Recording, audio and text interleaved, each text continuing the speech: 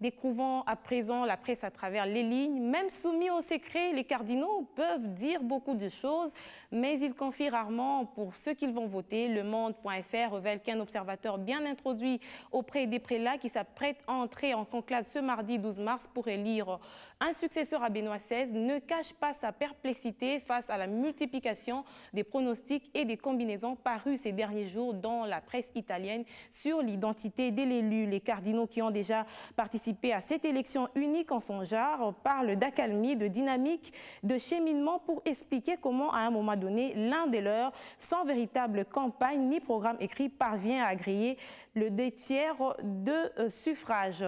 Et puis Jeune Afrique parle des quelques 200 cyclistes tatoués des slogans qui ont manifesté nus ces week-ends dans l'Afrique du Sud, une méthode de revendication qui tend à se répandre selon jeuneafrique.com à Cape Town comme à Lima ou Sao Paulo. Les propriétaires de bicyclettes sont invités pour la 3e fois à manifester aussi nus qu'ils osent. Objectif, dénoncer les problèmes d'insécurité routière, mais aussi promouvoir les énergies vertes. Une manifestation non autorisée, l'indécence publique étant toujours une infraction en Afrique du Sud. Utiliser la nudité pour attirer l'attention des badauds, des téléspectateurs et des autorités.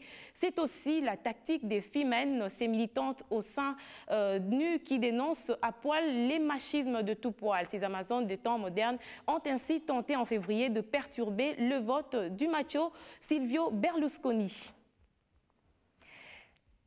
L'actualité en dehors de nos frontières, Pierre Nkurunziza séjourne en France depuis ce lundi pour une visite officielle. Il a rencontré le matin à l'Élysée le président français. Parmi les sujets discutés figurent la guerre au Mali, le dossier du journaliste Hassan Rouvakouki ainsi que les relations bilatérales.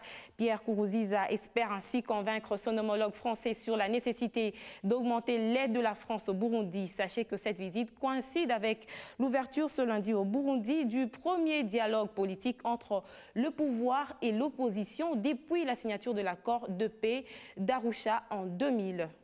Et puis le Japon rend hommage aux victimes du tsunami, une catastrophe naturelle survenue le 11 mars 2011 et qui avait coûté la vie à plus de 200 000 personnes. De nombreuses cérémonies ont eu lieu à Tokyo et sur la côte nord-est du Japon, partie ravagée par le raz-de-marée. C'était en présence de plusieurs personnalités du pays, au nombre desquelles l'empereur Akihito, qui a souligné l'importance de transmettre les souvenirs de cette expérience tragique aux générations futures plutôt, et aussi encadrer la population face aux éventuelles catastrophes naturelles.